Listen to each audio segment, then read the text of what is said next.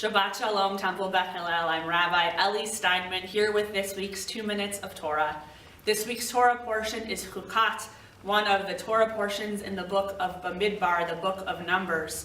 Our people are wandering in the wilderness, and this week we mourn for our prophetess Miriam. Moses and Aaron's sister dies in this week's Torah portion.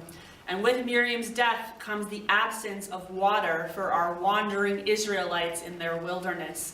Miriam has always been a source of water, a source of life. That is even the meaning of her name.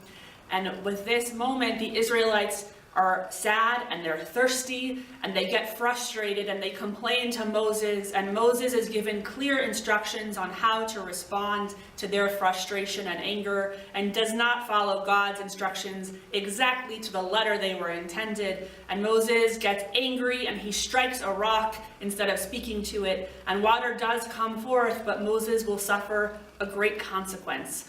Moses is not permitted to enter into the land of Israel, into the promised land, because he committed this sin. Moses, we know, is a person. He is as close to a prophet of God that we will ever have in our tradition.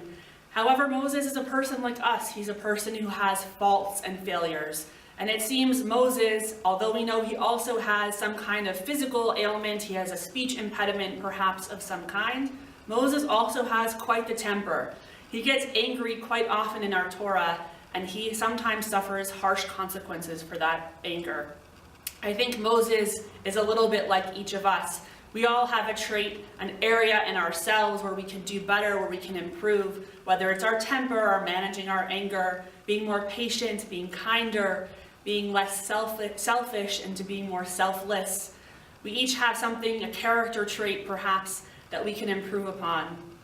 On this Shabbat, I hope it is a day of rest for our whole selves, the good and the bad, the positives and the growing areas. And I hope that it will be the same for everyone in the world. Shabbat Shalom.